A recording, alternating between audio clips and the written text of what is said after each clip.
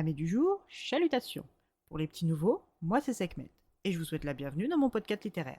Dans mon émission, je vais tenter 3 fois par semaine de vous donner envie de découvrir des livres de tout poil, récents et moins récents. Alors, si ça vous tente, c'est par ici la suite. Aujourd'hui, je vais vous présenter Le Ruban de Ogawa Ito, publié aux éditions Piquet-Poche. Dans ce doux roman, nous allons rencontrer Sumire. Cette femme d'un âge certain habite chez les Nakazato. Elle est d'après son fils adoptif une vieille jeune fille de bonne famille. Elle est née dans une riche et illustre famille, mais peu de temps après la guerre, elle a perdu ses parents ainsi que tout ce que sa naissance lui avait octroyé, son statut social, sa réputation et son patrimoine. Elle a dû ensuite gagner sa vie par ses propres moyens.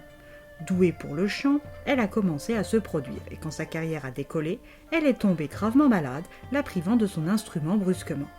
Vers 45 ans, elle a pu reprendre le chant publiquement et la célébrité ne s'est pas faite longtemps attendre.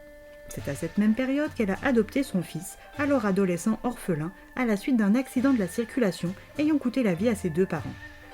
Depuis cette époque, Sumire habite avec son fils. Entre hier et aujourd'hui, son fils s'est marié et a eu une petite fille. Sumire, son fils et sa belle-fille s'entendent bien, sans pour autant être proches, ou démonstratifs les uns envers les autres.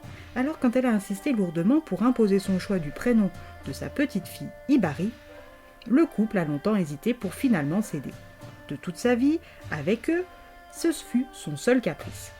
La petite Hibari, qui signifie alouette, allait devenir sa meilleure amie. Dans la maison des Nakazako, qui est une maison traditionnelle japonaise avec un toit en tôle ondulé bleu, il y a un balcon à l'étage depuis lequel Sumire aime observer les oiseaux assis sur son rocking chair, une paire de jumelles dans une main et un café sucré dans l'autre.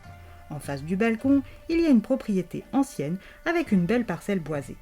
Un grand arbre qu'elle a affectueusement baptisé Pépé trône et accueille ces précieux oiseaux. Avec l'autorisation de son propriétaire, Sumire y a installé un nichoir qui pour le moment ne rencontre pas un franc succès. Quand Hibari, 10 ans, rentre de l'école, elle sait où trouver Sumire. La petite écolière considère Sumire plus comme sa meilleure amie pour la vie que comme sa grand-mère, ce qui convient parfaitement à la principale intéressée. Ensemble, elles échangent sur les oiseaux et le monde. Un soir, de retour de l'école, Hibari ne trouve pas Sumire à son poste d'observation habituel. Elle commence par l'attendre, pensant qu'elle a dû s'absenter pour un besoin naturel, puis au bout d'un moment, faute de la voir revenir, elle l'appelle à plein poumon. Sa grand-mère lui indique qu'elle est au rez-de-chaussée, en bas des escaliers. Elle stoppe la petite énergique et lui ouvre la porte de sa chambre. C'est la toute première fois qu'Hibari entre dans cette pièce qu'elle avait toujours jugée privée. Son amie lui fait signe de se taire, se pose devant sa coiffeuse, d'où elle sort un miroir de poche et un thermomètre au mercure. Hibari est fébrile de curiosité quand Sumire retire délicatement son chapeau. Elle montre à la petite son lourd chignon blanc cotonneux. Après avoir planté le vieux thermomètre au mercure dans ses cheveux, elle a demandé à son assistante improvisée de contrôler la température. Intriguée par la manœuvre, Hibari trépigne de ne pas bien comprendre la situation quand Sumire lui montre l'intérieur de sa chevelure. Au centre, 3 petits œufs d'oiseaux sauvages. Passée la surprise, elle doit marquer délicatement les coquilles pour faciliter le retournement. Démarre pour le duo une couvaison atypique et excitante. Quelques semaines plus tard, un seul œuf a éclos et un petit être qu'Hibari comparerait à un extraterrestre est né.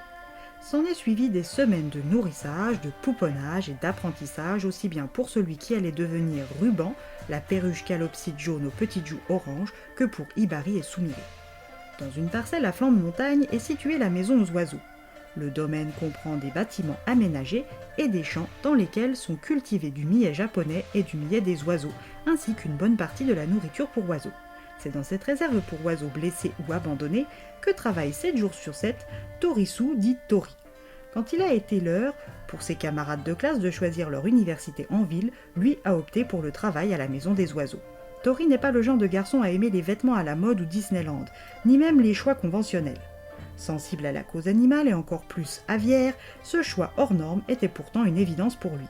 Ce jour-là, comme tous les autres, il commence par aller honorer ceux qui ont disparu, puis par rejoindre ses collègues.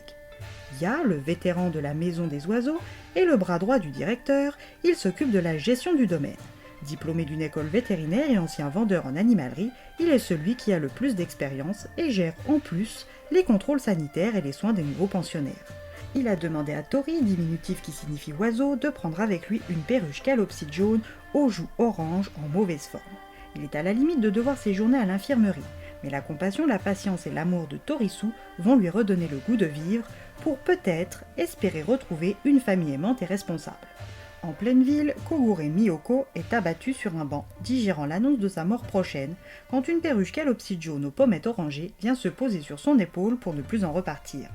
Maître Miyoko, comme on l'a souvent appelée, est une artiste de renom, mais aussi une vieille femme malade qui habite seule et qui n'a pour seule compagnie, 6 jours sur 7, que ses pinceaux et son temps. Le 7e jour, le lundi, elle accueille chez elle Fou, une parente qu'elle connaît et côtoie depuis sa naissance. Le petit plumu a été baptisé Suihiro, en hommage au seul homme qui ait jamais compté dans sa longue vie.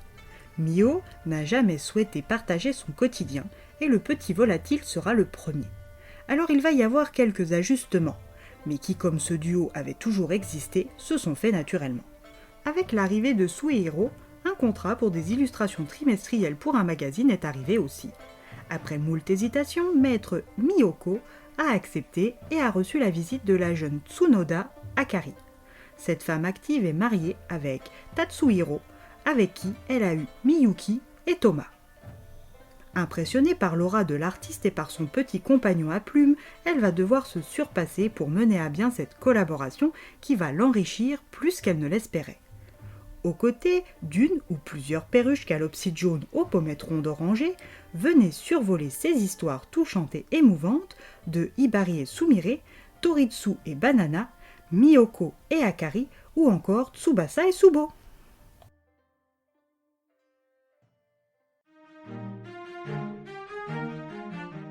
Une lecture douce et lumineuse dans laquelle on découvre des personnages criants de réalité qui ont tous un lien plus ou moins étroit avec une perruche calopsite jaune aux jolies petites joues oranges.